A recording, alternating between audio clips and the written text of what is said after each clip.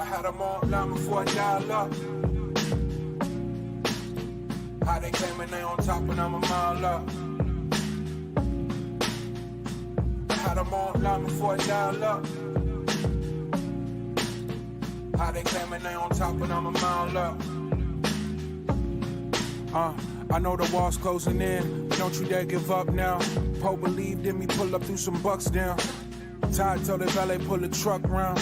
Push the line after we drew it, it's just us now. Would you believe me if I told you my granny told me she prayed this? Then booked the surgery just to pull me out of the basement. Right back where I started, nothing to show for a facelift. Got pushed playing Walter White and Davis, never felt so dangerous. The type of power they can't quantify.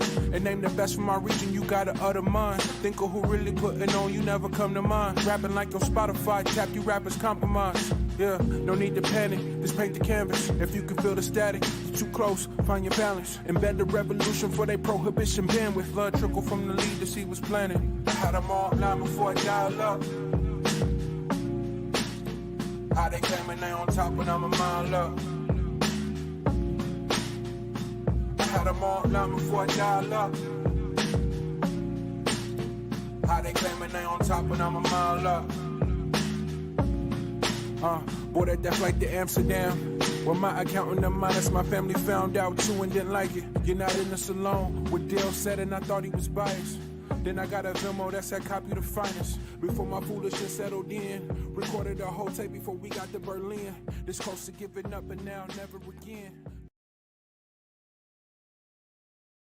Oh, gotta unmute us, don't I? Greetings, everyone. This is Jackie Luqmans. And I'm your Uncle Baba Luqmans. Auntie Jackie, Uncle Baba. How y'all doing? Welcome to another episode of Luqman Nation in Black Power Media. You know it's the most dangerous, threatening show on social media anywhere, on the most dangerous, threatening platform anywhere.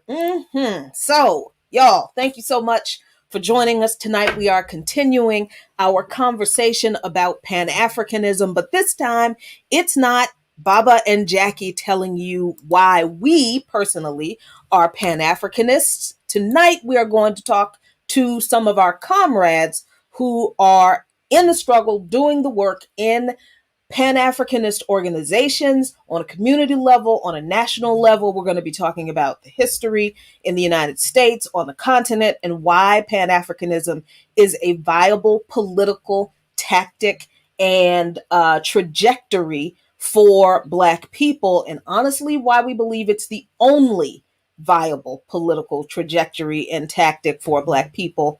But before we get into that, as always, folks, we have to remind you that if you're watching, hit the like button. That's right. You know the algorithms, we don't make them up. Racist people somewhere in a basement conjure up these algorithms that, you know, don't always serve folks who are not posting cat videos or makeup tutorials well. So listen, hit the like video, share this video, subscribe to Black Power Media if you have not already subscribed. Join Black Power That's Media right. if you have not done it. Support Black radical independent media. We really appreciate you for being here. And we got folks in the chat already. Oh yeah, y'all been waiting. Look at you. That's Yeah. great. Well, So- we got Lisa Catlett. Always. What's going on, right. Lisa and Bella? We got Ricky Ryan. Hey, Ricky and Zion. Mac. Mac, what's going on? Rad Reeds. Hey, Rad. Yep. David Silberg as always. What's going on, David? Yep. So I mean, hey, that's our regulars. Those are the regulars, and we got Michael Craig. What's going on, Michael Craig. I missed Yep. him. Okay, Mike. And Mac, how you doing? What's going on? Good to see you. So, Mr. Luqman, Yeah. you clowned my purse last week.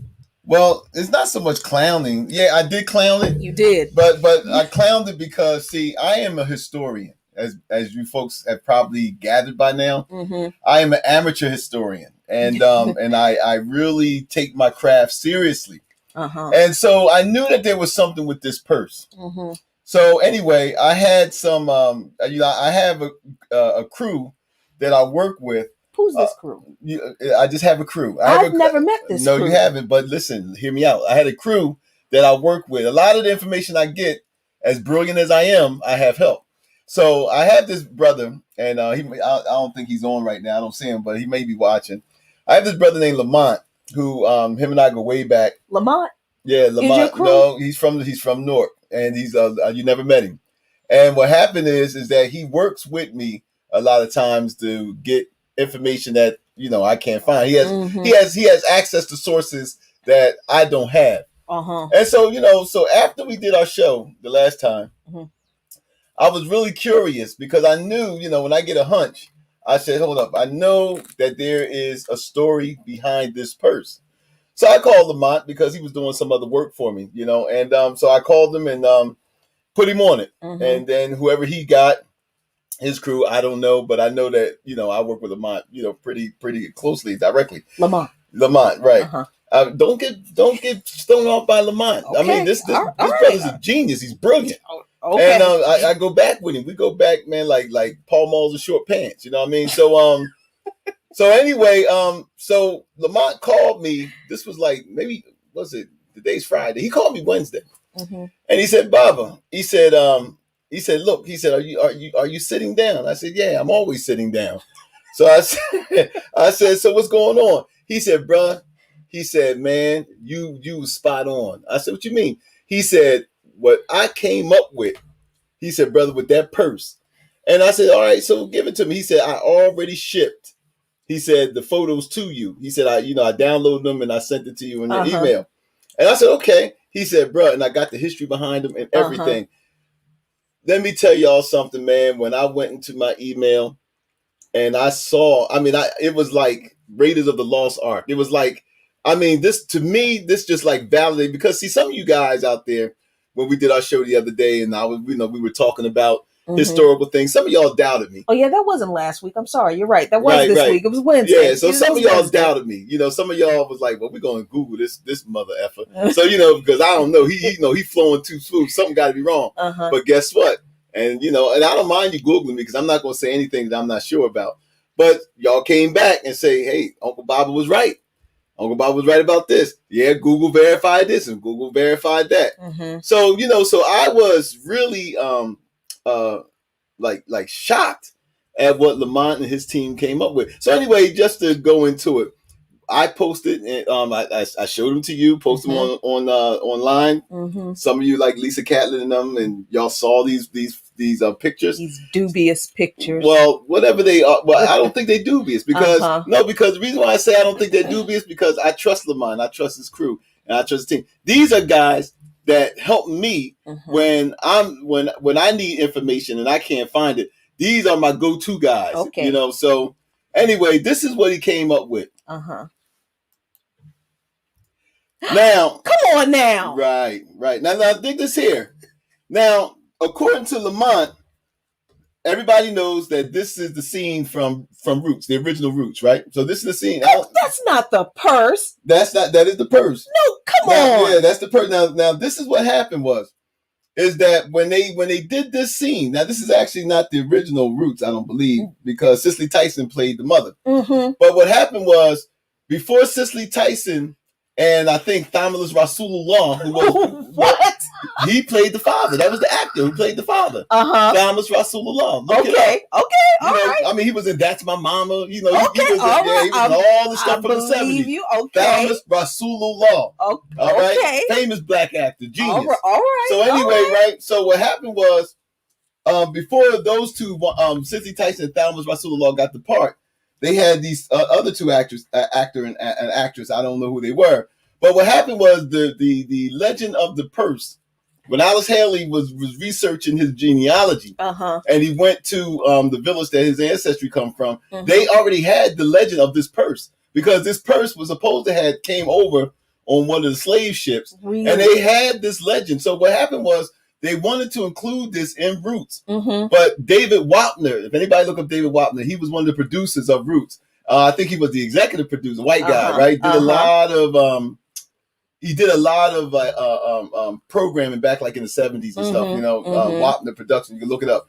Well, they was going to include this in the movie. Wapner opposed it because he felt that it would have been better for them to hold the baby up. Is that how the baby got in there? That's how the baby got in there. It was supposed to be the purse. Originally, it was supposed to be the purse, but because the legend of the purse wasn't so well known, they said, well, we didn't want to get into all those esoteric, so we'll just put the baby in there because it's more cinematic and that could be, easily explained. So, yep. Okay, so the purse came over on a ship with the enslaved people. This is what my sources tell me, Okay. And they have some of the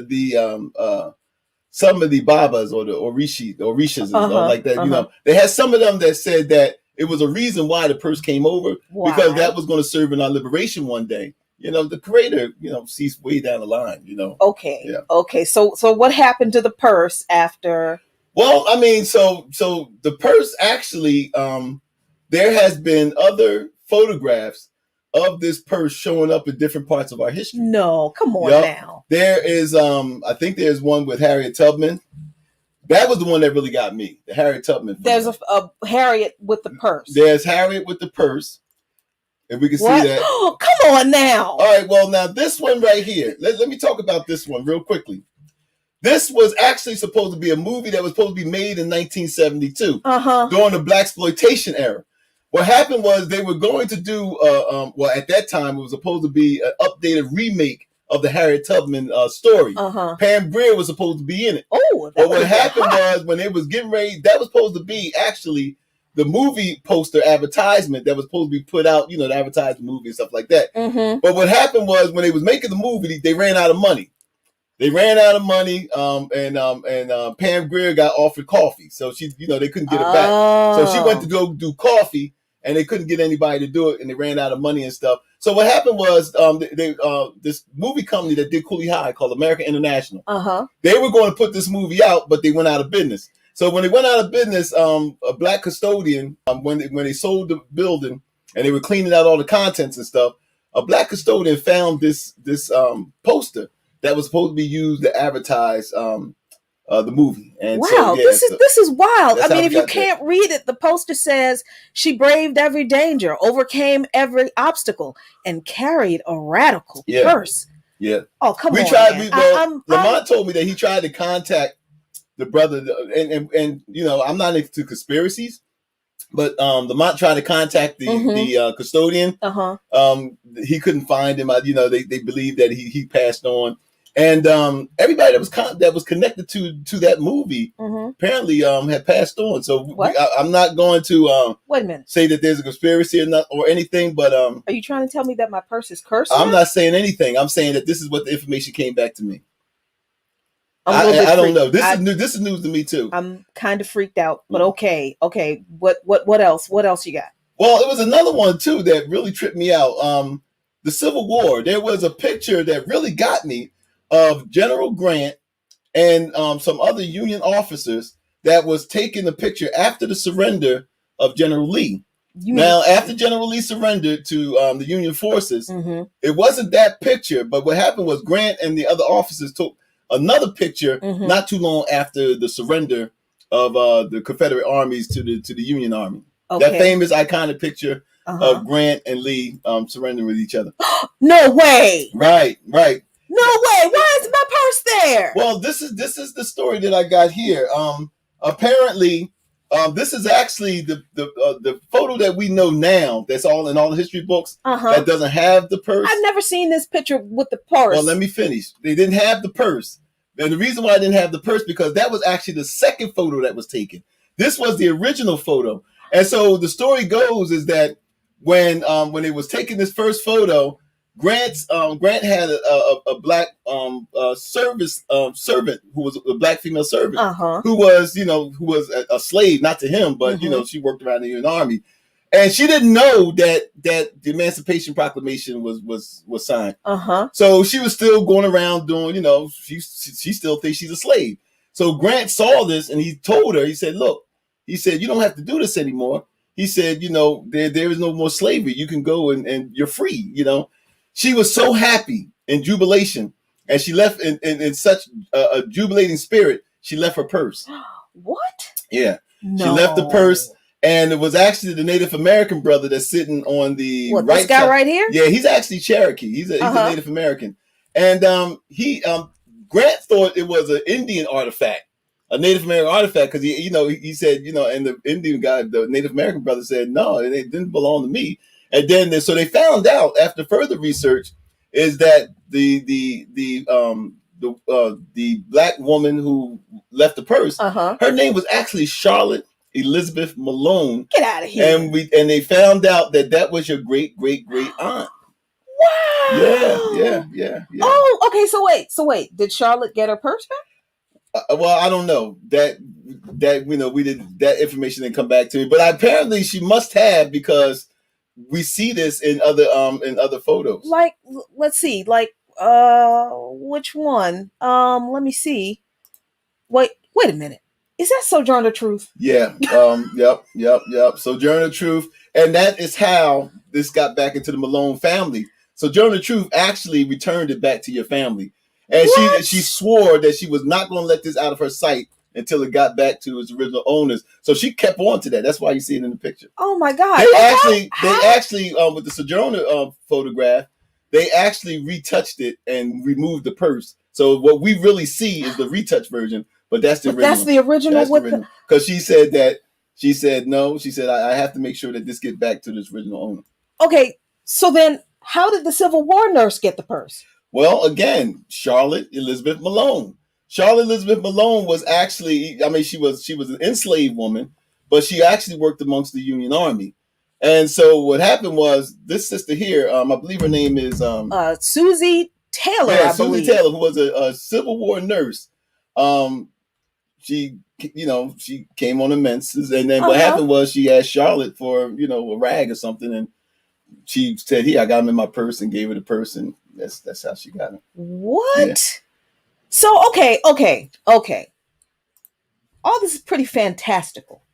It's pretty amazing. But explain this to me, Baba. How did the purse get there? Now that's an interesting story there.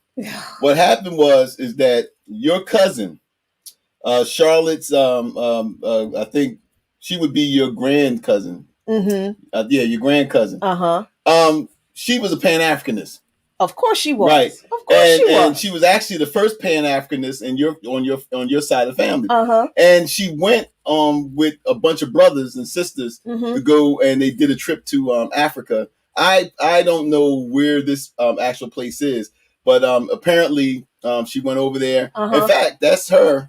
I think way in the back. Yeah, I think she does look. She looks familiar. Right.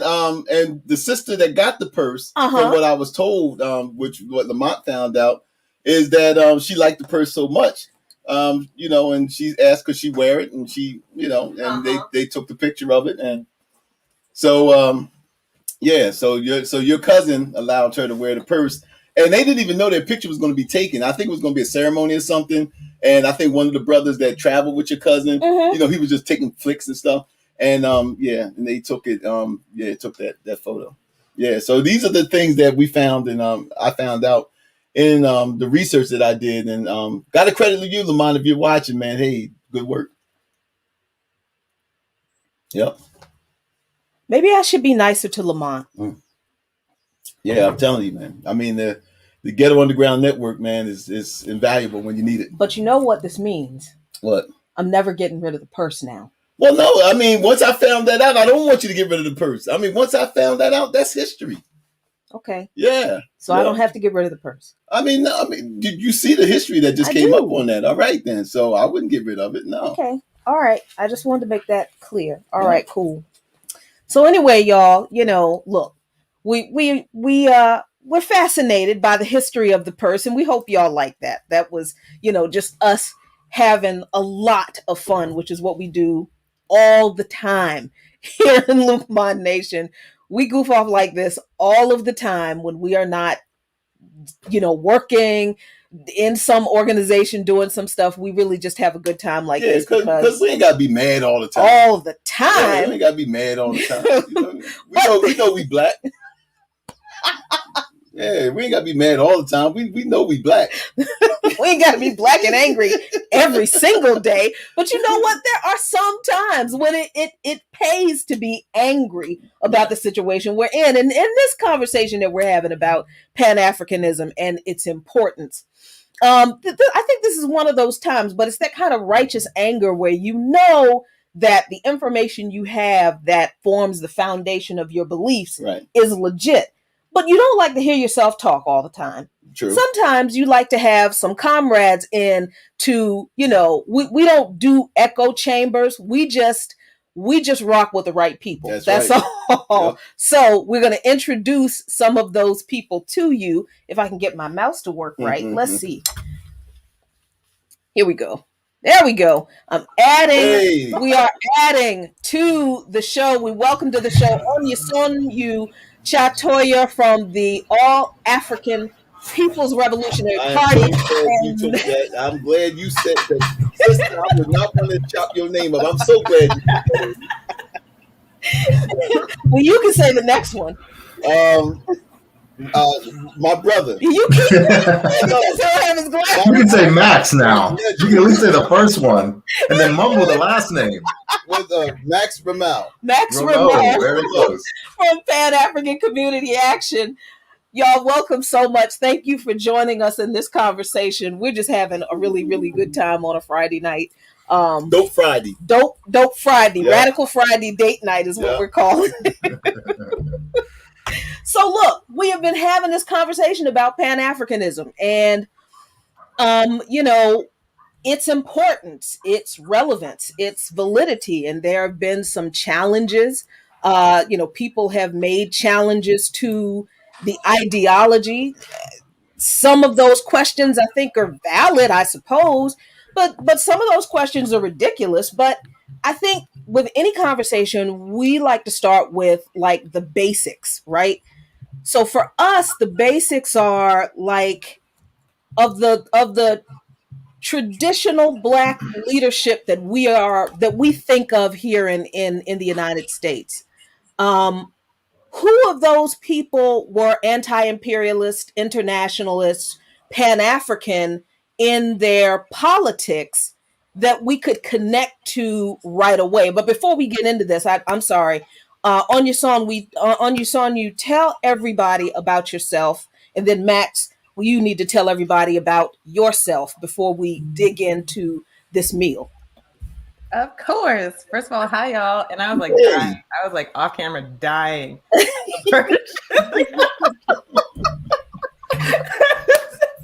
It was very funny to me. Okay, but my name is Onyesonyu. I am a cadre with the All African People's Revolutionary Party, which is a revolutionary Pan-African Socialist Party founded by Kwame Nkrumah.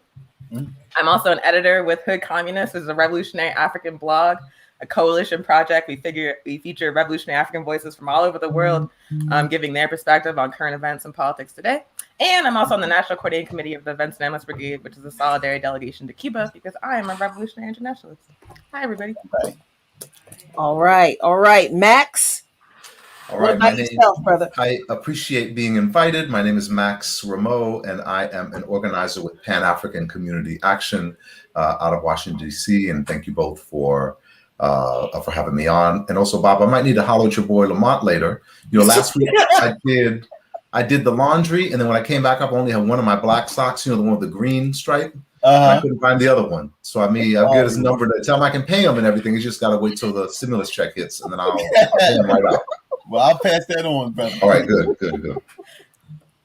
Yeah, so this idea of people who criticize Pan-Africanism as invalid, they always point to people like Malcolm X and Martin Luther King, and there was a debate here on Black Power Media between some of our comrades on the channel and some ADOS or foundational Black American or whatever the alphabet they're using for themselves now.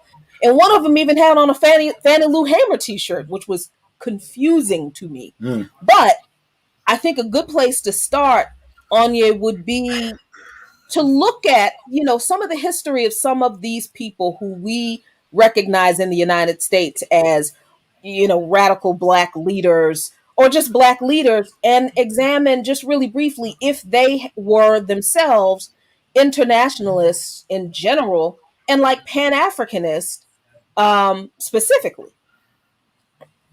Yeah, the example of the Fannie Lou Hamer on the brother's shirt is interesting because Fannie Lou Hamer went to Guinea as part of a delegation with the Student Nonviolent Coordinating Committee. They were invited by Secretary the first president of Guinea after gaining independence. He paid for that trip, or the Guinean government paid for that trip, and she traveled there.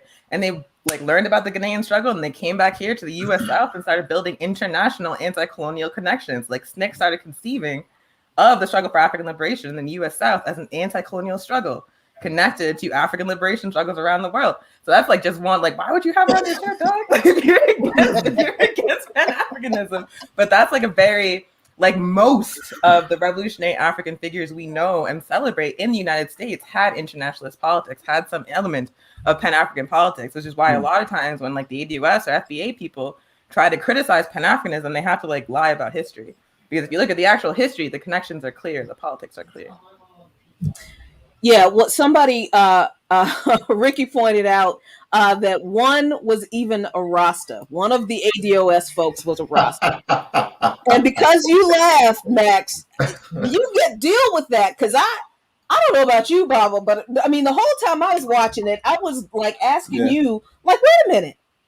Wasn't Haile Selassie Ethiopian? Right. Wasn't there this whole, I mean, so Max, how do you see that? Like, how is someone who identifies himself as a Rasta, but kind of denies internationalism and Pan-Africanism altogether? Like, isn't there that Pan-African connection?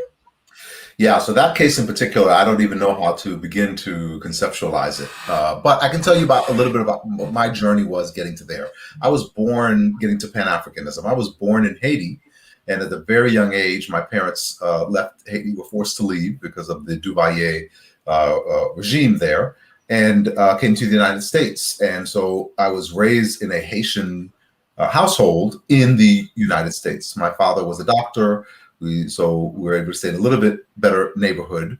And so I was in a lot of times, not all the time, a lot of times I was in schools that were majority white. And so whenever I went home every summer to Haiti and spent the summers in Haiti, I was in a country that was majority Black. And then I would start to meet people who were from different countries, who were from Haiti, who were from Cameroon, who were from Jamaica, who were from all these different countries.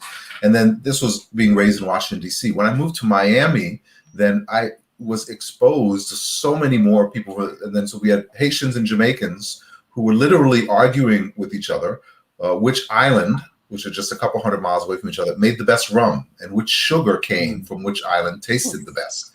And so there were these real, as someone who's trying to figure out how to engage in struggle, it became a real practical question. And then Black people in the United States were saying, well, we're in the United States, we're the belly of the beast. We have to think about what we're doing here. And then in Haiti, Haitians would say, well, we're the first independent Black republic, so we have to deal with here. And then Brazilians would say there are actually more Africans who were brought to Brazil than there were brought to the United States. There are more Africans outside of the continent in Brazil than anywhere else in the world. So Brazil should be the center of the struggle.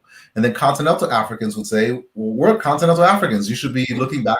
So for me, the practical question became, how do we resolve this kind of like conflict of interest and kind of like pecking order of which of these, multitude of Black struggles takes precedent? So if we have to go all in and win one, like we can only win one if we're together. And if we have to choose one to get together and fight and win, how do we resolve that conflict? How do we resolve that struggle? Who do we choose? Haiti, Jamaica, Brazil, the United States, or Sierra Leone or Nigeria or whatever other place? And at some point, after enough research and study and discussion, I realized that the struggle that we all had to prioritize was the liberation and unification of Africa under the economic system of socialism and under the system of fighting patriarchy. So we had to fight against capitalism, against white supremacy, obviously, and also against patriarchy. So we had to have all of those things in line, and that was the only way we were going to be able to emerge. That's the only way we could then prioritize what happens and protect what happens in all of the other territories in which we are present. Anye Sanwu, let me ask you this question. Right? Did I do that right? Oh, okay. Okay. Now, when you introduced yourself, you said that you were part of the organization, or you are part of the organization that was founded by the late Kwame Ture. So we're told, like when we did our presentation Monday, I told the audience that I follow. I'm actually a Garveyite in my belief, and so well. My point being is, my question is what has been the different expressions of Pan Africanism in this country? Yeah, so I'm part of an organization founded by Kwame Nkrumah, the All African People's Revolutionary Party, 52 this year. Woo woo. So we define Pan-Africanism based on the definition united on at the Fifth Pan-African Congress, which is a political objective, one unified socialist Africa, as Mac just broke down. But there are different understandings of what Pan-Africanism means. Like, there are some folks who are anti-communist who are like, it has nothing to do with socialism. It's just about uniting together as people of African descent for a common objective. There's some people who define it as more of a cultural movement or like a more Afrocentric movement where it's more about, the religion we practice or the clothes we wear or like, the language we speak than it is about any like material strategy for liberation. The reason why the APRP and the reason why the Pan-Africanist Congress, the Fifth Pan-Africanist Congress defined Pan-Africanism as that political objective is because we understand that the global system of capitalism began with the exploitation of Africa, with the kidnapping and enslavement of African people, with the colonization of Africa and the theft of African resources, and then of course the theft of indigenous land here in the Western Hemisphere. Like it was like those dual processes of theft and genocide and slavery that created global capitalism. So understanding that there can be no possible liberation strategy for Africa or for African people anywhere that uses capitalism as the primary way we're going to approach that liberation struggle. It has to be socialist. We have to have collective democratic control of the wealth of Africa, of our labor, if we are going to hope to take out the capitalist system. That's part of the reason why we define it as that political objective, why we define it as explicitly socialist. We are using it as a liberation strategy, not just as like an identity, not just like as a cultural framework. It's an anti-colonial strategy. So Max, why do you think there's such an resistance on behalf of so many Africans in this country towards Pan-Africanism? I mean, especially since we've been on Black Power Media, we have found some of the most vitriolic people that have came on this platform. Like Pan-Africanism was enslaved them or something. So I mean, so why is this resistance towards Pan-Africanism in your view? Well, first of all, I don't think that we have a tremendous amount of resistance to it. I do think there is some resistance to it, and I think the resistance to it is loud, but I don't think that they are particularly effective or organized. I think most of our people have not been exposed to Pan-Africanism as a scientific tool, as a way of thinking about a political objective. So I don't think that there is widespread either rejection of or condemnation of, or even different resistance to. And I think we have periods where we have this cultural attraction to Pan-Africanism, although I'm not a fan of the cultural expression of it as alone. One of the ways that people think about Pan-Africanism that Anya Sonu just identified. But I think we have these cultural expressions where people are wearing afros and they're wearing dashikis, and they are using quotes from Africans, and they're giving their children African names. So we do have this affinity towards Africa. I think what needs to happen is we need to develop a more scientific and more precise connection to Africa, one that is not just cultural, but one that is liberatory. And that means we have to think about the way that our relationship to Africa can transform our relationship to each other, and of course to the United States and to subjugation in general. Well, I'm so glad you brought that up about the cultural expression of Pan-Africanism, because it appears that a lot of the resistance or the resistance that we've been seeing from groups like ADOS and FBA and others seem to relegate Pan-Africanism to just the cultural expression. In fact, someone has said on in the chat that we did the other day that Pan-Africanists have a tendency to look at Africa through rose-colored glasses, and to bring up they were trying to highlight all of the social issues and social problems that happens on the continent. So I mean, so what do you say about it? Is that a big reason why some people view Pan-Africanism so negatively? Yeah, I think it's internalized anti-Africanist first and foremost. But what Pan-Africanism does is center Africa in the conversation and develop a materialist analysis of the relationship that Africa has to the capitalist system, that Africa has to imperialist countries. Like I heard someone argued on this debate that was on Black Power Media, that Africa owes the United States because the United States gives Africa so much aid. No. Like the United States Thank you.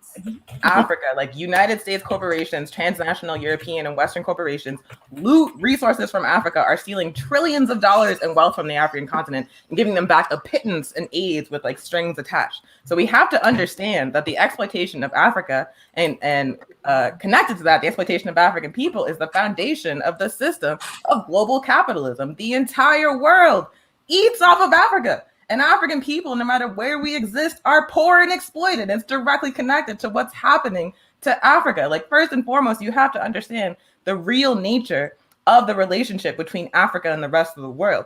And then once you understand that, you cannot have a romantic vision of what's happening on the continent because you have to connect it directly to colonialism and imperialism. So many of the anti-Pan-African arguments are based on like complete misreads of history. Or just the absolute lack of reading of history, which we addressed a little bit because the history is so vast, and we are talking about many countries, and like I always reference this one Guardian article that lists just 10 African leaders who were assassinated by the United States and its allies. All of these African leaders led their countries to independence from European colonization through internationalist, socialist, Pan-African values. I mean, so Max, can you talk about that a little bit? Some of these African leaders who were reaching across the ocean to the diaspora and Africans in the United States to establish Pan-Africanism as they established independence for their countries. And I guess the first question is, what were they establishing independence from? Why did they need to be independent in the first place? And what does that independent struggle have to do with the struggle for liberation for Black people in the United States? And did they make that connection? And what happened to them because they did? Mm-hmm. I know it's a leading question. I know. Yeah. So of course, the independence movement in Africa, which was spearheaded by Kwame Nkrumah, who was the founder of the All African People's Revolutionary Party, led to the independence of Ghana from the colonial power of England in 1954. And so this was a colonial Europe the Europeans left the shores of Europe, invaded Africa, and then colonized it almost in whole, except for portions of Ethiopia. Except for portions of Ethiopia, it was Africa was colonized in whole and split up at the conference, the Berlin Conference in 1887. Mm-hmm. So there was a need to gain independence from European domination. So that was what the independence movement was about. And so Africans fought valiantly throughout the 40s, even way before then, but of course it really picked up steam in the 40s and the 50s to gain liberation throughout the continent, which was not, incidentally, the same time that there was a civil rights movement and the Black Power movement happening in the United States, because the movements were integrally connected. Even when people did not recognize them as such, even when they're not taught to us as such, they were deeply connected, the two movements, and one could not have succeeded without the effects of the other. So as far as the connection that were made by some of those liberation leaders, Kwame Nkrumah and Sekou Touré were probably the clearest about it, of Ghana and of Guinea, respectively, but also Patrice Lumumba, who never fully took power before being assassinated by the CIA, and many others, were very clear that they had to liberate their own colony, and then they had to connect their colony to their liberated colony to other liberated colonies. And there was a secret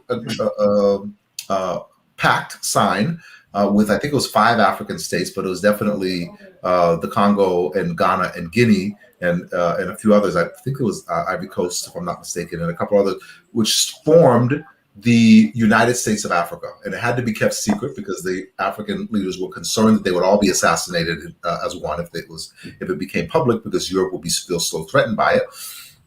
with the idea that the liberation or the independence of any one of those countries meant nothing without the liberation and unification of the others. And while they were fighting mightily to defeat the British Empire and the French Empire and all these other empires, they were also simultaneously sending material support to liberation movements happening in other parts of the world, to Cuba, sending it to Haiti, sending it to the United States, sending it to all over other countries, all over the other colonies, rather, in Africa, all over the world.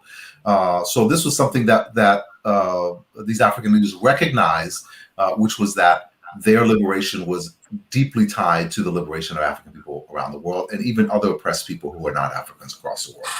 Wait, hold on, Max. You mean to tell me African leaders sent material resources to Black people in the United States? You mean Yes. they didn't just ignore the struggles that we had here and said, Black people here, we don't have nothing to do with those Africans over there. They're not even African. I'll give you one better than that. We were not sending just 35 cents a day to save some poor African child. African children were sending money to us to save us from white supremacists who were lynching us in the South. Now, this was happening throughout the 1950s. Now, and I'm so glad that this came up, because one of the other criticisms that we hear constantly is that, that Africa never came to our aid. And, and look, we're going to call names. They don't hear this from Yvette Carnell.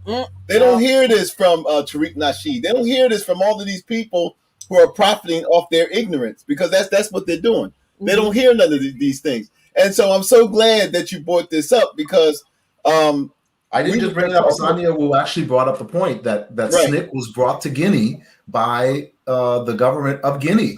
That was not done by the United States government, enriching the lives and education of its own citizens. This was done by a struggling African country that just threw off the yokes of colonialism, went and gave money to people living in the wealthiest country in the world so that they could come.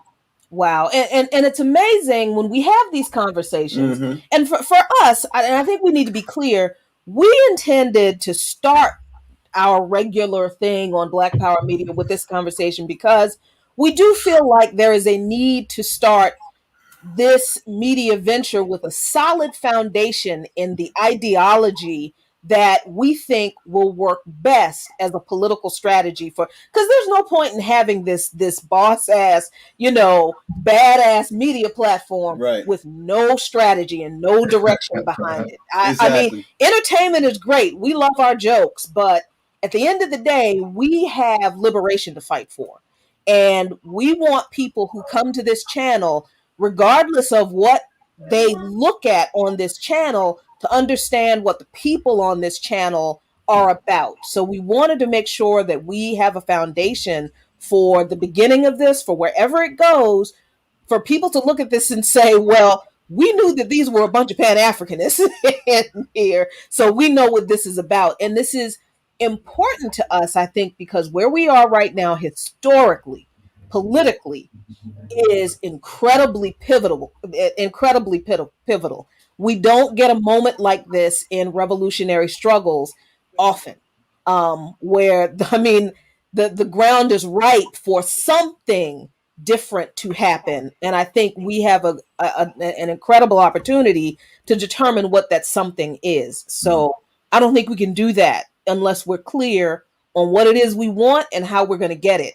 So Anya, the how we're going to get it part, I feel like Patrice Lumumba,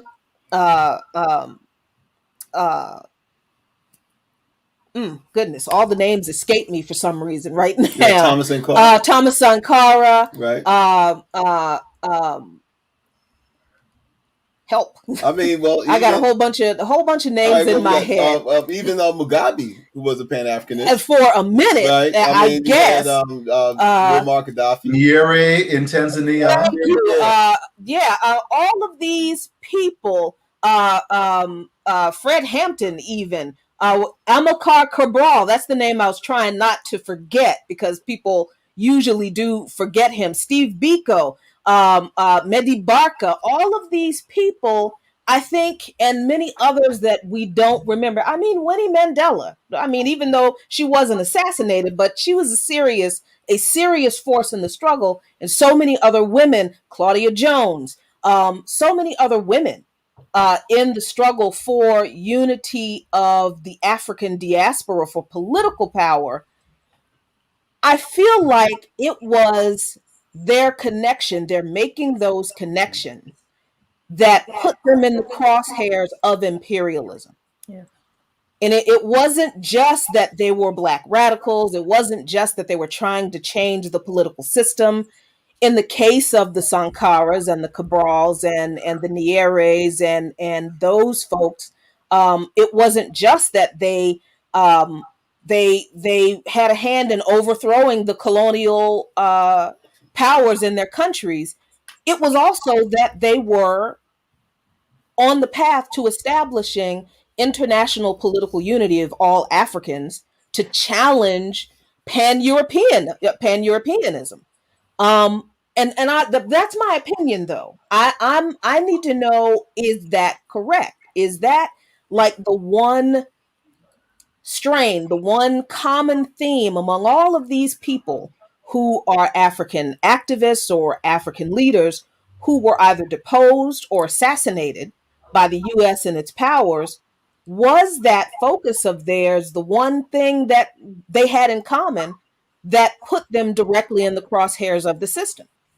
Absolutely, that was a major part of it. Also being socialist, also being anti-capitalist and anti-imperialist, but absolutely building those international connections, conceptualizing the African liberation struggle in the United States as an anti-colonial struggle, conceptualizing the African liberation struggle across the world as a connected struggle was absolutely a threat. And I feel like it's really important for people to understand that this anti-Africanness, like these ADOS and FBA movements and this politic that says that we are completely separate from Africa, like that didn't develop by accident. And that didn't develop because Africans in the continent actually have some antipathy to us. It was intentionally propagated in our community by the people that colonized us, by the people that are oppressing us and exploiting us. They intentionally worked to separate African people, particularly in the United States, from the African continent, because the United States government, the capitalist imperialist system, needs to steal the resources of Africa, needs to exploit the labor of Africans. And if they had a unified socialist Africa to contend with as a world power, they would not be able to do that. They are working intentionally to make us believe that we have no connection to Africa because they want to steal that shit. That's what that is. Like, I feel like people need to understand, like, obviously it's frustrating. It's very frustrating when people have ADOS politics or FBA politics or spreading lies about African history, but it's really important to put that into context, to understand that people are not just happening to develop these ideas. People are being taught these things. Like, even think about what we learn about Africa in school. We just learn it's like full of poor people. We learn that the US is helping it. We learn that they sold us with no other Uh-oh, she froze a little bit. Hopefully we'll get her back in a second. But we got a comment here that I think is really important, Max, and I'm hoping you can help us out. This is from Ab Baraka, and if we're not mistaken, he's chiming in from the 24th dimension. Exactly. Ajamu Baraka, who's the national organizer for Black Alliance for Peace, which we are all members of. That's also not a coincidence. I told you we hang around with the right people. He said, let's make a distinction between Pan-Africanism and revolutionary Pan-Africanism. Yeah, let's do that. Yeah, Max, can you take that for a minute? And Anya, I'm glad you're back, and you can finish up your thought after Max takes this. Yeah, so I think this was some of the distinctions that that Anya was making a little bit earlier, which was the distinction between Pan-Africanism as some cultural force, where we all wear dashiki, or we say a few words in Swahili, or we have an afro, and that somehow being Pan-African, or we have some emotional attachment to Africa, which we should have, but where it's just that. Also, where we have some tangential connection, but more concrete connection to Africa. We go visit, we go as a tourist, and we really have some kind of relationship with it, where we go there, but we don't actually have political objectives associated with Africa, or we see ourselves as separated from Africa, but we still have some kind of some kind of connection to it, but it's not a hard political. The outcomes of our lives are not connected to the outcomes of the lives of people on the continent. But then revolutionary Pan-Africanism is the kind that we are talking about, which is the distinction, which is the Pan-Africanism as a political objective. And that is the liberation and unification of Africa. And that's the kind that we are talking about here. Yeah, I think that it's a good distinction to make, the difference between the cultural Pan-Africanism, which I think, when people see people like you and me, I'm from this little town in Jarrett, Virginia, you're from Camden, New Jersey, these Black folks sitting, in the middle of Washington, D.C., wearing the African garb. I think this is what people think, but they're playing Pan-Africanism. Jumbo. We're running around saying things to each other in some, butchered African language, which neither one of us know. Although you did teach yourself Arabic, so well, I mean, I'm learning Wolof now. Yes, he is learning Wolof. But we express ourselves this way physically, culturally, because we believe we are African. The DNA plays that out. Okay, if you don't, and I did have a link for the whole DNA thing, but I'll put it in the chat for you. I won't bore you with that chart because you have to really look at the chart. But anybody who says that they got their DNA done, first of all, anybody who trusts these DNA companies, you're giving these people your access to your chromosome. Why? But anyway, if you must, anybody who says, any Black person, African person in this country, anywhere, who says, I did a DNA test and I have more European in me than African, they're lying. They are lying. An enormous study was done in last year that proved that the majority percentage of DNA of most Black people in this country comes from the region formerly known as Senegambia, Nigeria, and other areas, and that's right, and Congo. Right. We're African. What was the adage you said? Oh, an African brother said that that you can take a tree, throw it into the river, and leave it there 1,000 years. It'll never turn into a crocodile. We're never going to be anything other than African. I don't care where we are in the world or how far we are away from the continent or how long we will be there. We will always be African, and we are good with that. So, and besides, these things are comfortable. I think it goes back to what, and I like for Anye Sunwoo. Anye, that's good. A for effort. But I would love for you to finish your thought and to talk about these identity problems that we make for ourselves by saying that we're a new tribe. I remember coming up as a kid, everybody was Indian. Yeah. I mean, they was black as the street, but they was Native American. They, nobody wanted to talk about the African in them. It was like, I'm 2% Native American. Got a little light skin in there. It's like, I'm Native American. No, you're not. You're just. But go ahead, Anya, please. Yeah, the ultimate point I was making is that we feel separated from Africa because we were made to feel separated from Africa. We're not taught the truth about African history. We're not taught about the history of even resistance to slavery in this country, which was Pan-African in nature. It was Africans from all different regions of the continent, all different ethnicities, all different religions coming together in a common struggle as a Pan-African struggle. But we're taught to think that we are separated from Africa, that we have no connection to Africa. That's an intentional process. And I also feel like that's a direct part of the reason why we have Africans saying that they're more European than African, Africans saying they're indigenous, because they don't want to be associated with Africa, because they've been taught that Africa is a loser on the global stage and they should be associated with the winner, which is the United States. Even though the United States was built on a foundation of enslaving us and colonizing Africa. All it is just deeply internalized self-hatred and deeply internalized anti-African attitudes that are spread throughout the entire society under capitalism. And what we need to understand is that all of the shame we've been taught to feel for being African and for slavery, all of the shame we've been taught to feel about the state of Africa, that is not our shame to bear. That is not our shame to bear. We have resisted colonization. We have resisted slavery. We have resisted exploitation in Africa on the slave ships. And when we got here, we have nothing to be ashamed of. The only reason that we're here because our ancestors were able to unite on a Pan-African basis across nations to struggle against this system. The only reason that African countries are free right now, or, they're living under neocolonialism, but they still overthrew, settler colonialism in place after place after place, they still overthrew cruel colonialism. The only reason that happened because they united across tribes. They united across ethnicities for a common struggle for liberation. And so understanding that, there's no reason whatsoever that we should seek to disassociate ourselves from the richest and most beautiful landmass on the face of the planet. Like, Africa is incredible. I've been there 2 times thanks to the APRP. First time I was in Ghana, we stepped off the plane. I said people that look like my aunts, like my sister. Like, they clearly are us. They're clearly our blood. They look like us. They talk like us. They act like us. But beyond that, if you see like the wealth that exists in the continent of Africa, if you see like the culture and the brilliance, you understand that there's nothing to be ashamed of. There's nothing to seek to separate yourself from. Like, why would anyone want to be associated with an empire, the US empire built on slavery and exploitation and like killing off indigenous people? Like, why would we want to be part of that? It's because we've been taught to be ashamed of something that we bear no shame for. Well, and you're right about that, because Jackie, you and I say all the time about how messed up psychologically that white supremacy has done us. I mean, you see it here with people that come into the chat. It's like, oh my God, really? I mean, you get up in the morning thinking that way? And the crazy thing is, I put one person in timeout, but people told me to leave them alone, so I am. So this time, I'm not going to block folks, because y'all are having a good time engaging with the person.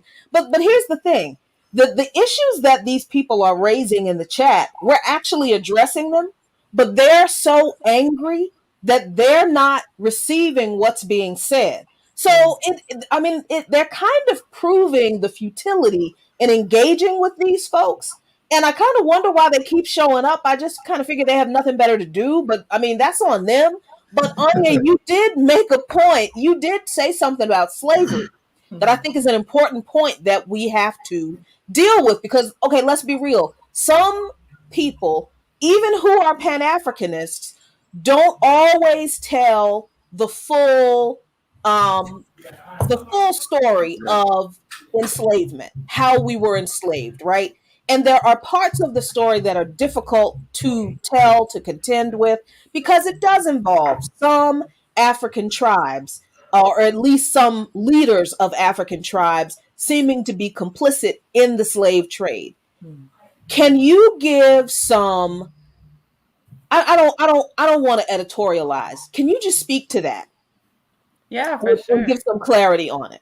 Absolutely, because it's something that we hear all the time. We hear, they sold us. I don't want to unite with them. And, some of them did. There were absolutely class contradictions in Africa prior to colonization. There were feudal societies where a few people had most of the wealth and the rest of the folks were kind of making them richer. But there were also collective societies. There are also communal societies. There are all kinds of ways of ordering societies in the African continent. And so some leaders did participate. But understanding that, you have to understand who created the market in the first place. It wasn't African people. Right, it was European colonial powers. There would have been no market for African people to be sold if that market had not been created by European imperialism. And so absolutely some African leaders participated, but understand who was the buyer, who created the market in the first place. The second thing I want to say is that people always talk about the ones that sold us, and they never talk about the ones that fought for us. Yeah, right. Like Nzinga, like Abdul Kader Kane, but also like masses of African people on the continent. The way I always say this is, if someone came to your house and was like, I'm taking your mama, would you just be like, I didn't like her anyway, take her? No, you wouldn't do that. You would fight, no matter how you felt about your mother, you would fight as hard as possible to not allow her to be kidnapped. So understanding that, why would you think that millions of people in Africa saw like white devils come in and were just like, sweet, just take that person, take them. Of course not. Of course not. There was resistance, organized resistance to the slave trade from the top, from leaders in positions of power, but also from the masses of people in Africa. And those stories are simply not told in the United States because, again, there is an intentional strategy to attempt to separate us from Africa and in order to better exploit both the African continent and us. And it's funny that you mentioned that, because, we were talking about the other day about the importance of the political apparatus of Pan-Africanism and the self-determination that goes along with that. And Jackie and I, we were talking about how, if ADOS and them actually got their way, and they did get reparations, these Negroes would be broke by the end of the week. I mean, because they'd be broke by the end of the week because there is no plan. They don't have a plan. There's no plan. There's no, and so by the time, and then what makes it so bad, because you don't have any connection to the continent, you can't come there. You know what I mean? Because we'll be there reminding you that you didn't have any connection to the continent. But but you'll get your reparations, and then because they don't like to work nice with other black people, they'll be broke. And what happened is the same white man that they wrapped the flag around them and wanted him to accept them, then he'll say you can't come back because we didn't gave you what you wanted. So I mean, I know that's a simplistic way of explaining it. But I mean, but when we talk about Pan-Africanism, Jackie, we're talking about control, about our culture. We're talking about controlling our economics, and we're talking about our politics. Our politics, right. I mean, but I think you make a point that needs to be hammered. I don't think I can say this enough. It's like, that kind of ideology can only be fostered in this capitalist system, where I'm going to get mine. And fuck you if you don't get yours, because really that's kind of the ideology, because that is the American way. It is individualism. It is rugged individualism. It is nobody helped me to get mine, even though we know that's a lie, because that's not how white people got the wealth they got. They took and they got lots of help from the government. But this rugged individualist ideology that some people are so desperate to cling on to, and go so far as to disconnect themselves from their ancestry, from their very lineage, in hopes that they get a few crumbs here. Okay, so like you said, what if they're successful in getting reparations? Africa will still be colonized. Imperialism will still kill millions of people around the world. The police will still be killing us here. Right. They'll get their reparations. Okay. And then this government will say to all of us, okay, now look, we gave y'all your money. Now leave us alone. So we get a check, but we don't get freedom or liberation for ourselves or any of our people in the diaspora. And that's the exact opposite of Pan-Africanism. And don't think that they're not going to get those reparations and the government ain't going to tax it. Man, you know what I mean? So, let's look at that. But Max, let me ask you, because your family is from Haiti, what do you think about this what's been framed as this anti-immigrant stance that seems to be with groups like ADOS and FBA and the others that feel like we're uniquely American, and and gosh darn it, we built this country, and there was not a Haitian by our side, there wasn't nobody from Grenada by our side. Gosh darn it, this belongs to us, and we need to get this so they don't come. Because I heard one of their leaders say one time that they want to come over here to this country to get our money, right? And that was the phrasing that they use, our money. So I mean, considering that your family is from Haiti, how do you take this type of talk? What do you think about that? So let me just start out by going a little bit back in the conversation where we're talking about we are Africans no matter where we go, and throwing a tree into the water. The best quote that I heard in regards to that, Malcolm X was speaking, and he was asked about his increasing discussion about Africa and Africans. He's like, well, why are you talking so much about them? He's towards the end of his life, he'd taken many trips, and the media person asked him, said, well, you're American, so why are you talking so much about Africans and Nkrumah? And he said, no, he said, we're connected, like we're deeply connected. He said, well, you're American, you were born here. And Malcolm said to him, if your cat has kittens in the oven, it doesn't make them biscuits. Oh wow!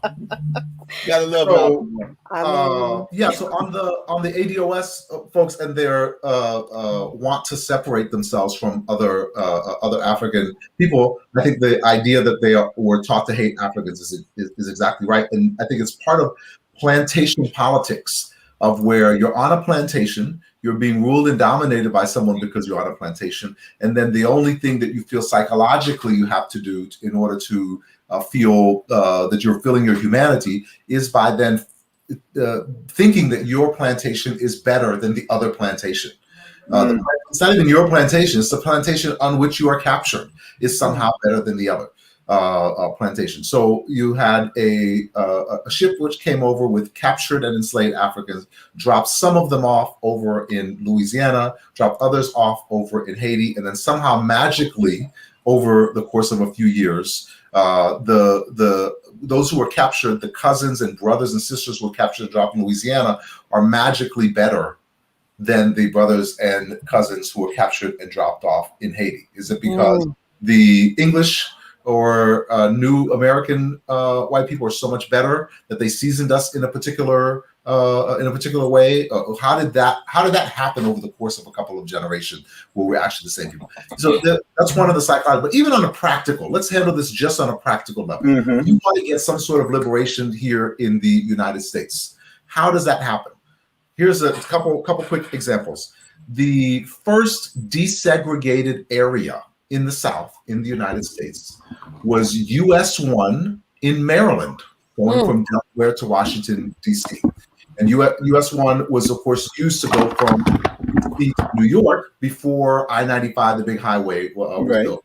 Maryland is in the South. Kwame Ture, formerly known as Stokely Mark Carmichael, who brought him to our school, he told us his story. He said, when the African countries started getting liberation, started getting independence, they would then, of course, immediately get someone to go to the United Nations. They would get a representative at the United Nations, and they would go to the United Nations. They would go to the United Nations in New York, but then on the weekends they would come, or whatever time during the week, they would then come to DC to be at the embassy so they could have the discussions. They'd call back to their to talk to the president or whatever it is that they would do when they were going back and forth on these diplomatic trips. And when they were going on the diplomatic trips, they would stop to urinate, to get water, or to eat dinner at a restaurant off of US 1, because you didn't take 95 and make it down in 3 hours. You took US 1 and took many, many hours. And they were getting rejected from those restaurants because of segregation laws.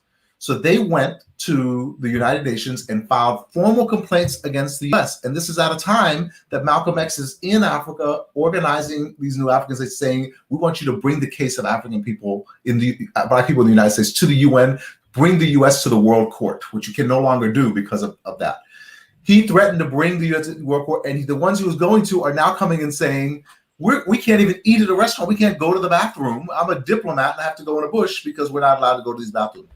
The FBI went to every gas station, rest stop, hotel, and restaurant on US 1, 1 mile east and 1 mile west, and told them, if anyone comes in here wearing African clothes, you must serve them and must treat them right. And Kwame Ture said, so this is not true, it's because he missaid it, students from Howard University would get dressed up in African gear and dashikis, etc., and drive up in Maryland a few miles up, stop and eat at the restaurant they wanted to eat at but weren't allowed to because they were Black, quietly talk among themselves, but they would get in where other Black people were kept out, because of the power that we had by connecting our struggle to the struggles in Africa. The first desegregated area in the South was US 1 between Delaware and DC in Maryland, because the Africans complained about the way they were treated in those areas. So that's one, just on a practical thing. On a practical thing, let's think about this in the course of today. If an American citizen goes to Thailand and procures sex from a young woman or a young man and gets arrested for that, they call the U.S. Embassy, and the U.S. Embassy will make sure that they are represented by a lawyer and treated fairly. If they're not treated fairly, the United States will take them out after they have done something illegal in another country, something illegal and in often cases immoral, against human rights, human trafficking kind of thing, will take them out of that situation in time. If a U.S. citizen goes to Mexico and has too much to drink and destroys a bar and is arrested as a result of destroying property, the United States government will go there and make sure they get a fair trial. And if they don't, they would take them out of Mexico and prevent them from being subject to an unfair trial.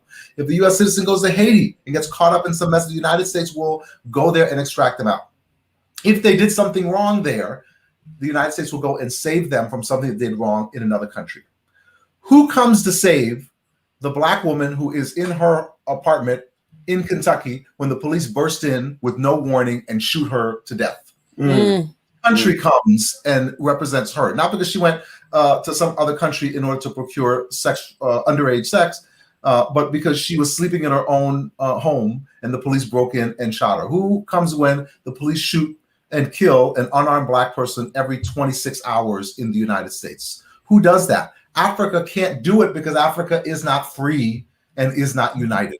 Right. And when we make Africa free, if you want to stop police brutality in the United States, the best way to do that, the only way to do that, is to have an Africa that is free and so strong that it is the one that can come and protect us in the same way that the United States goes and protects its own citizens, even when they do wrong in other countries. The connecting the struggles between what happens on the continent, what happens here, is not even a matter of some high-minded thing. You can't get what you say you want to get without a free and unified Africa. You can't get reparations from the United States government without a free and unified Africa saying, you know what, until there's no police shootings of unarmed Black people for 48 months, and until Black people who can prove their descendants from slaves in the United States get reparation checks, you will not get any materials that are necessary to make iPhones.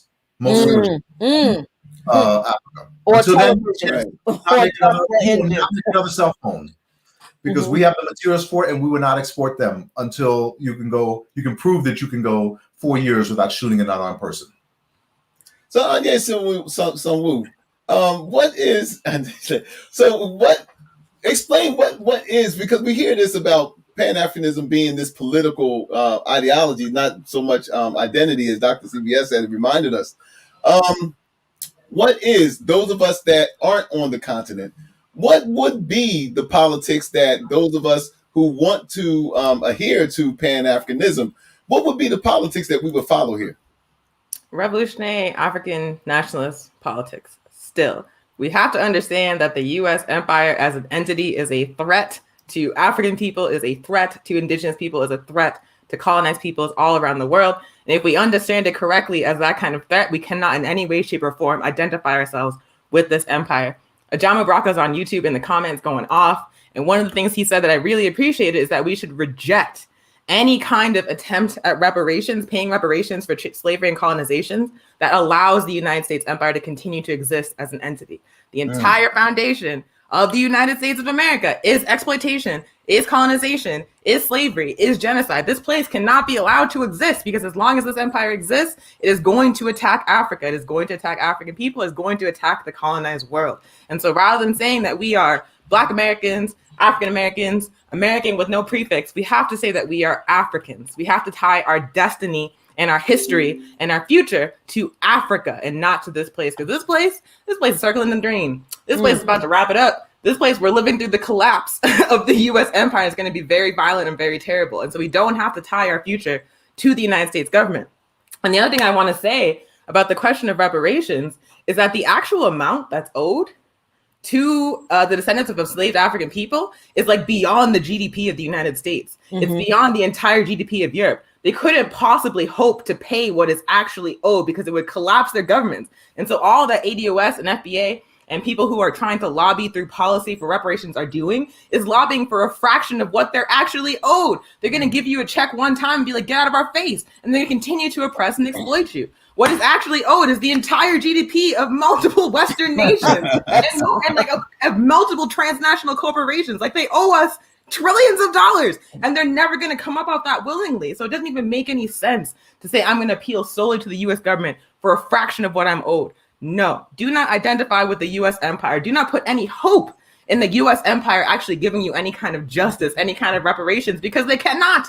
It would bankrupt them. Put all of your hope, all of your destiny, and your identity in Africa itself. Center Africa. Wow. And you know what? I cannot agree with that more.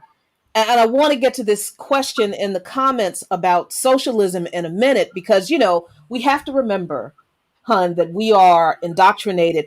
Americans are the most propagandized people on the planet. You got to tell me. But Africans in this country, right, we are the most propagandized and indoctrinated people, I think, even beyond that, where I think we are just coming to an understanding that capitalism is actually not good. Right. right. But I think that we are coming slow to the understanding of the exploitative nature just the very nature of capitalism itself and the relationship of our people with the exploitative nature of capitalism. So you've still got a lot of our people who are still very wedded to this idea that they can make it in this capitalist system, and that anything outside of capitalism is actually evil and bad for us. So I do want to get to this question about socialism. But Max, I got to ask you, because people say, look, Pan-Africanism is dead. Pan-Africanism failed. We are of the opinion that it is not that Pan-Africanism failed. Something else happened to Pan-Africanism. But I'm not going to editorialize. What is your response? Because I do that all day. So, well, what is your response when you hear people say Pan-Africanism failed? I mean, I think it's a very odd thing to say. Pan-Africanism is a political objective, which has not yet been achieved. So to say it failed, to me, doesn't make any sense. It's an ideal. It's an idea. And ideas don't fail. Even if you can try towards the idea and it fails, that one of your attempts failed. That doesn't mean that the idea. So Pan-Africanism is an idea, is a political objective, and that idea then lives on. It is eternal, and we judge ideas not by whether or not they were achieved, but by their underlying principles and their underlying ideas. So there are many things. So that means that if you try to get a job and you don't get a job, that means, well, I tried to get a job, but I failed, so I'm never going to try to get a job again. That doesn't make sense. And you go and you continue to you find another way to get the job. And in the same way, if Pan-Africanism is a good idea, then we should continue to pursue that good idea. And the fact that we were beaten back because of some really deliberate efforts by those who don't want us to achieve Pan-Africanism, who would not benefit if we achieve Pan-Africanism, doesn't mean that the idea has failed. The idea is eternal, and we need to continue to pursue that idea. I think that's a great point. What you said, Max, about if you go to if you apply for a job and you don't get it, does that mean that you just failed and you don't try to get another job? Look at what's going on in the United States. Yeah, I tried to tell that to my partner, and she was like, "Get up off the couch and go get a job." Yeah, I wish that worked. I couldn't say that. Yeah, we know how that works. Yeah. That's why you knew that was a good thing. But I mean, look at what's going on in this country today. The Democratic Party is celebrating like Joseph Biden is the Messiah for passing that COVID relief bill. But nobody is saying that capitalism failed. You got food lines longer in places in this country where food lines didn't exist before. Right. You've got people who have never been poor who just swore they were, temporarily delayed capitalists who are now as poor as the people they used to look down on. Right. None of those people are saying that capitalism has failed because people have been, because of the economic collapse that so many millions of people are feeling. So it's odd to me, even people who are critical of Pan-Africanism, who want reparations, they're not even saying that capitalism is fair. And this is just my own personal thing. Like, okay, if Pan-Africanism isn't the thing, which, we're not telling anybody that they have to be Pan-Africanist. I'm just trying to follow the logic here, and I'm having a hard time getting from point A to point B. If you want reparations from a government that won't even ensure that people will not get evicted in the middle of a global pandemic, make sure that people have money to pay their bills, make sure they pay their rent, can buy their medicine, buy their food, at the same time that the government has to shut down businesses so that a virus doesn't spread that kills people. You trust them motherfuckers to give you reparations? I'm confused. I don't see how you can look at this government and see what it has done just over the past year. Well, not say this is a failed economic system. Right. How do I trust them? And I guess maybe it's like, I don't expect people to go, yeah, let's do socialism because they suck. But I don't understand how socialism is demonized when we're seeing the collapse of socialism, of capitalism. Anya, help me with I'm trying to follow the logic, and I'm just not getting to the other point. There's no logic. So I said that the antipathy to Pan-Africanism and to Africa is because of deeply internalized anti-Africanness that's like intentionally spread. Well, the hostility that people feel to socialism was spread by the same people. Like, if you hate socialism, it's because a European convinced you. Like, at the end of the day, like, that's why people in the United States, if you ask like the average American citizen to define socialism, they could not tell you what it is, but they know they're against it, and that is intentional. That is intentional. I went to Cuba for the first time last summer. First of all, most people that live there look like us, and I was shocked because I grew up thinking they look like people. And I went there, and it was like majority African, and I was like, well, damn. But second of all, that is a socialist society that is like, despite the fact that they're being blockaded by the U.S. government in like a genocidal strategy, they are thriving. They are thriving. They have everything they need to live. They have state of the art healthcare. They have collective democracy, participatory democracy. Like, they fought an armed struggle. They won that armed struggle, and they built from the ground up the society they want to see, a socialist society in which every single person's needs are met, despite the fact that they're being constantly attacked by the U.S. empire. All socialism means is that we collectively and democratically control the wealth, y'all. Right now, we're living in a system where we produce the wealth and a handful of people control it. Socialism is a system where we produce the wealth and we all control it together. Who would possibly be against that? Who would be against that? It just makes so much more sense. And in Cuba, they decided we're going to center the well-being. We're going to center life. We're going to center the well-being of the masses of people that live here. And so they prioritize building like state-of-the-art healthcare system. And now they're sending doctors all around the world fighting the pandemic, while the United Snakes is arresting people for not wearing masks, is evicting people during the pandemic, is hoarding vaccines for Europeans. Like, it's just so clear that socialism works a lot better, particularly like in an industrialized society. But people are taught by Europeans that they should be against socialism. And it's amazing that you say that. I was just thinking about this point about people that saying that Pan-Africanism has failed. And the same people who say this are sitting up here hoping that the United States government would give them reparations after being told by everybody, including the first Negro president. Nope. You know what I mean? But not once did they get up here and say, well, that's failed. And then not once did they get up there and say, well, you know what? HR 40's been kicked around for like 40 years. And, so that failed. They won't say that. They won't say that the fact that everybody, including the Negro president, Barack Obama, had told him no. What did he say? He said no. What? He said no. So what I mean is, he said no, we can't. Don't say that failed.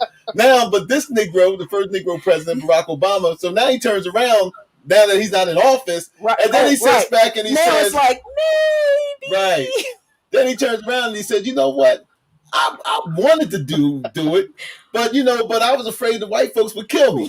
You know what I mean? So I just said, it just wasn't. And I'm sorry, y'all, but I got to go on this tangent because this bothers me so much because it does. These same folks, the ADOS and all these other ones that feel like they can somehow finesse this government into reparations. You couldn't get nothing out the first Negro president who sat up there and said no. And so now he has so much contempt for us that now he goes on a show that is misnamed Renegade. He's a renegade now, and he gets on this show and then he talk about, I in theory, I would like to have done it, but it was like, now here it is. Black people in this country voted for this man. Like 98% of the vote went to him twice. The first time it was like, okay, they might kill him his first term, but we was expecting for him to go Dolomite in the second one. And never. The second one, we expected for him to just like blow it up. Like, look, I can't run no more after this. So I might as well wreck some. Right. We didn't get that. So, but I bring all this to say, and it goes to what you guys been saying here, is that this system, they're banking on this very system to talk about, well, we're American descendants of slaves. When has that ever mattered to the United States government? So can I let me say, I totally feel it, and I think anyone who looks at the history of this country anyone who takes any kind of in-depth look goes back and tries to identify what happened in this period, what happened in that period. You know, if we were to, for example, like this is where connections make a lot of sense. So I contacted your boy, Baba Lamont, and I asked them, said, go back and look. And they're saying that they will. So he sent me a report. It was, well, I say, well, the that's my man. They're going to send us. They're going to give us a check. And Lamont sent me a report. Let me show you the report here.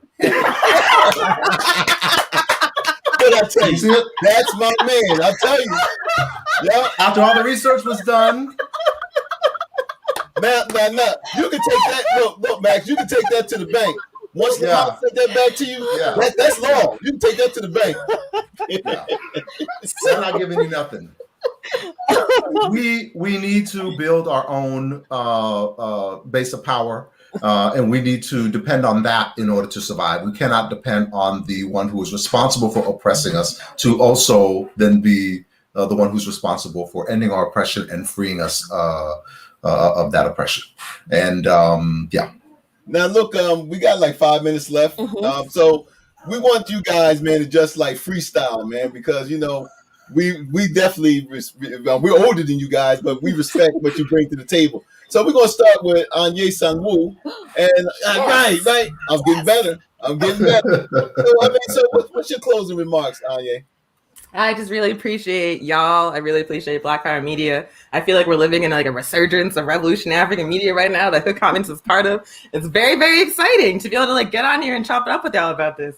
But just like Pan-Africanism is the way forward, y'all. It's the way forward. Like trying to yoke ourselves to American identity, trying to yoke ourselves to a declining empire is a suicidal strategy. It is a suicidal strategy. Just like that report that Max just showed, they are not going to give us what we're owed. They're going to give us crumbs after crumbs after crumbs until all this shit collapses down around our ears. So understanding there is no future for the U.S. empire. There's no future for capitalism, not on this planet. We have to turn towards Africa. We have to embrace the strategy of Pan-Africanism from the very beginning, from the very first resistance to European colonization, the very first resistance to chattel slavery. Our people united across national lines, across lines of ethnic identity, across lines of religion. We united on a Pan-African basis to take out the system of chattel slavery. We can unite on a Pan-African basis to take out capitalism and imperialism once and for all. Our future is in Africa. Our future is not in this dying empire. That's it. And also read Hood Communist. Max? So hopefully we gave some folks a few things to think about. If your position is currently a little closer to the ADOS side of things, I would strongly encourage you to do two things. One is struggle with these concepts, and don't do it by yourself. Get a group together, have some discussion, but have some honest discussion. Don't make the point of the discussion for you to prove your point. Struggle with some of these concepts, and I think you'll be able to uncover some real deep contradictions in that position. And the second thing is strictly as part of that, then read Hood Communist. Hood Communist is the place where you're going to find some of this information, and you'll be able to get some of these ideas or situations that you can really struggle with. The second part then is and intricately tied to the first is you must join an organization that is engaged in the liberation movement. So no oppressor has ever gotten up in the morning and accidentally made a motion to end their oppression and to liberate the people who they're oppressing, and then accidentally seconded the motion and then accidentally voted in favor of it and then freed everyone. No people have ever gotten up in the morning and tripped and fell down into liberation.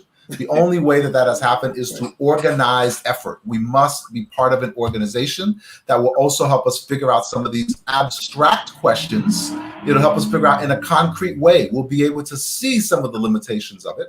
And some of the examples that we talked about have come from real struggles that people have been engaged in. So we need to continue to engage in this real struggle, and that's how we're actually going to resolve some of these questions. Join an organization, be part of an organization that is advancing the work that you want to see in the world.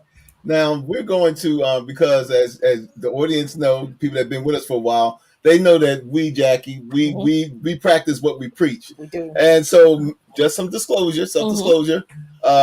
Max, you, Jackie, myself, we're all part of PACA. Right. Netfa Freeman's right. on here. He's in the chat. Right. So Pan-African Community Action. So we're all a part of that. And we're also all of us on your Sonwoo, Ricky Ryan in the chat, Max, Netfa, you, myself. Yep. We're also part of Black Alliance for Peace. Exactly, Black Alliance for Peace. And we all read Hood Communists. So, you know, so this is what we do. We practice what we preach, but not just up here. And so we got to do the work, y'all. We got to do the work. Jackie? Yes. So, you know, I know y'all have been great in the chat, and I've been having such a good time with the conversation that I'm sorry I missed some of your questions. And I did see some of you like, no, you have to stay on for 20 minutes. You don't live with this one. It's dinner time. Well, and then we got Dr. CBS. And we don't want to step on Dr. CBS's time. But listen, I'm not going to keep him from some food. You don't have to deal with him when he gets hungry. You do, and it's not pretty. Him and the dog, BC. The dog is over here now because the dog is like, y'all have been talking to other people long enough. But this is Dope Friday, and for those of you who aren't aware of sister on Yesu, what is the organization again? That Socialist Party? The All African People's Revolutionary Party, yeah. All right. Okay, so we're going to put all of this stuff in the chat. The newsletter, Luqman Nation newsletter that be coming out, that information will be in there too. So that way there is no excuse about not wanting to get with an organization. No excuse at all. Please don't ask me and Jackie, could we give you this and give you that? You're on the internet. Read. Google. Read. That's what they used to keep us from doing that. We can do it now. So get on there and read, but we'll have all the information in there for you. So Dope Fridays. Yep. Dr. CBS is coming up. Dope Fridays, the last dope intellectual. That's right. Continue your Radical Friday date night here on Black Power Media. On your Sonwoo, Max, thank y'all so much for joining us and chopping it up with this discussion. Thank you, Luqmans. Thank you, Sisani Sabu. Thank you. This has been great. This has been so wonderful. Y'all coming back. We're going to bring them back. Yeah, Jamu Baraka, we see you in the chat. Yeah, I know. We're going to have you on next, and Netfa, and we're just going to keep doing this. Y'all have a great weekend. Be safe, be good. And as the eternal chairman, Fred Hampton, always said, I say to you, peace, if you are willing to fight for it. And we have got to fight for it, y'all. So y'all take care. Good night. Peace.